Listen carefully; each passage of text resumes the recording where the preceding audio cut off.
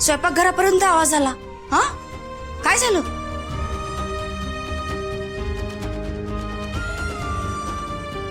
माझ्या निर्णयाचं मोल तुला आज नाही कळणार, पर म्या या घरात वाद नको म्हणून ह्यो निर्णय घेते हाय.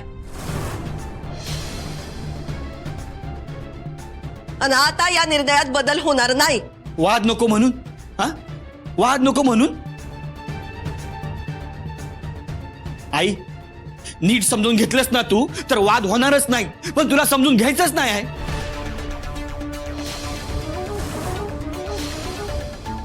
आणि आई, एक गोष्ट लक्षात ठेव, तुला जी काय भीती वाटते आहे ना, ती भविष्यात जर काय खरी ठरली तर ते समज तुझ्यामुळे झालेलं असेल.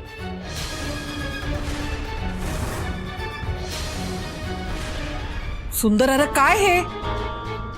अरे आईशी बोलतोय, याचं तरी भान ठेव. मैं का भान ठेव? हा, मैं का भान ठेव?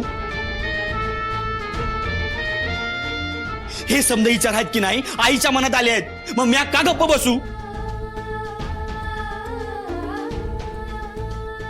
म्या बी वसुंधरा सूर्यवंशीचा पोरगा आहे. एकदा ठरवलं ना की म्या बी माघार घेत नसतोय. आता काय बी झालं ना तरी आम्ही शौर्याला दत्तक घेणार म्हणजे घेणारच. मग बघू कोणाला होत्या आमसनी.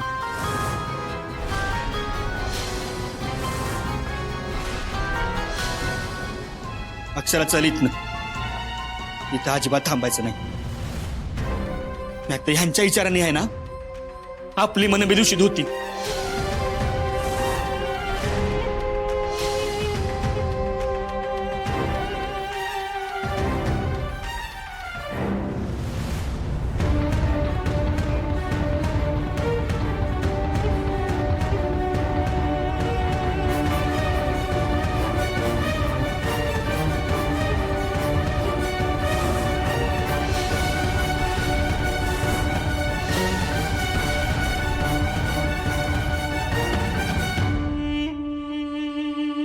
आईने कसलं खोड डोसक्यात घालून घेतलंय.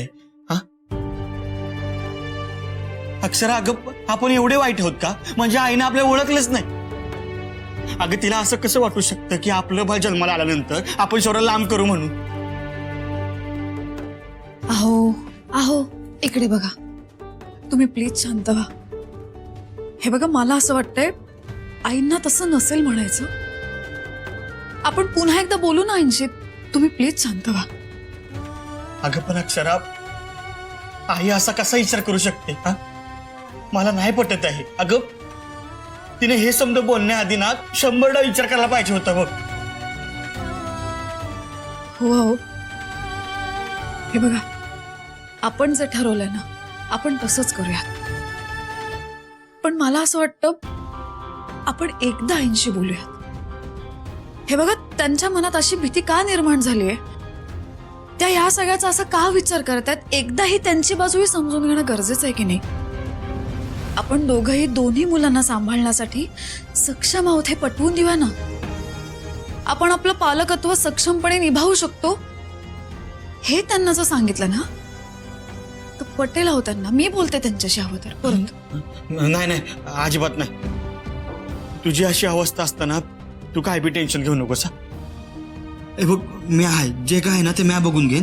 तू अजिबात काळजी करू नकोस. आणि एक लक्षात ठेव, शौर्य आपलाच मुलगा आहे आणि आपणच त्याला दत्तक घेणार. अक्षरा, असं नाही झालं तर शौर्य आपल्यापासून नाही नाही, मी शौर्याला कुठे बी जाऊ देणार नाही. नाही, मी शौर्याला कुठे बी जाऊ देणार नाही. शौर्य आपलाच मुलगा आहे आणि आपणच त्याला दत्तक घेणार. बघ अगं, जीव आहे तो माझा. शौर्य अक्षरा सुंदर सूर्यवंशी होय. शौर्य आपल्या संग जाणार. अक्षरा, शौर्य कुठे बी जाणार नाही. हो हो, शांत व्हा ना. शौर्य कुठेही जाणार नाही. तो आपलाच आहे, त्याला आपण कुठेही पाठवणार नाही आहोत. तो इथेच राहणार आहे. होय, हा आपला मुलगा आहे शौर्य. शौर्य अक्षरा सुंदर सूर्यवंशी, तो इथेच राहणार. बघ हे बघा, शौर्यासाठी आपण जो काही निर्णय घेतला ना तेच होईल. आणि मला खात्री आहे आईंनाही हे पटेल, विश्वास आहे माझा.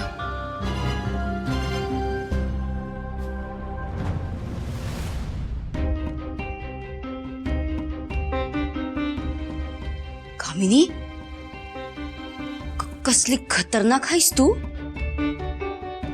तुझ्या डोसक्याची धार अजून बी तेवढीच आहे. एका गावात दोघा मायलेकांच्या नाड्या आवळल्यास. मला ठाऊक होतं या मायलेकांमध्ये ठिणगी पडणारच. पण ते नव्ह काकी, नक्की तिकडं काय शो घडला? अगं शो म्हणजे भाडकाच. वसुंधरा जेव्हा म्हणली की शौर्याला दत्तक घ्यायचं नाही, तेव्हा सुंदर तापलाच. तू ह्याबद्दल अक्षराशी बोललीस का काही? नाही अजून. मी म्हणलं आधी तुझ्या संग बोलावं, मग तिला. बोल बी नकोस. तिच्या पुढ्यात ह्यो विषय अजिबात काढायचा नाही, कारण या अवस्थेत तिला त्रास झालेला मला चालणार नाही. मी बरोबर संधी साधून अक्षराला तिकडे घेऊन गेली.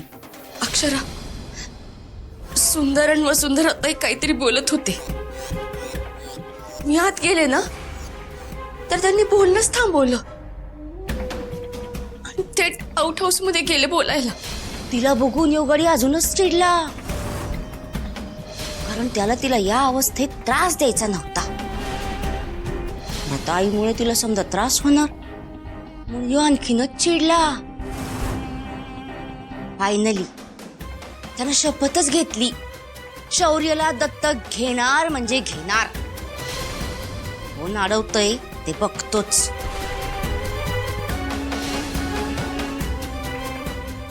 म्हणजे काकी आपला नेम बरोबर जागी बसला म्हणा की. आता या दोघांमध्ये फट कशी पडते ना ते बघाच. आपण मात्र लांबून तमाशा बघायचा बर का. कामिनी, पण असं बेसावध राहून चालणार नाही बरं का आपल्याला. अक्षरानं यावर बी काही तोडगा काढला तर. अगं लई पोचलेली बाई हाय ती. नाही काकी, ह्या वेळेस तर ती बी काय करू शकणार नाही.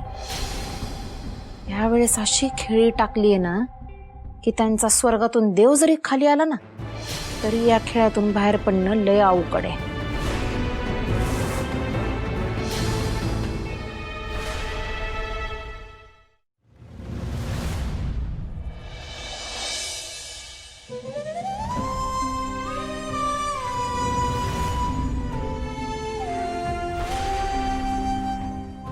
वहिनी, तू उगा काळजी करतेस बघ.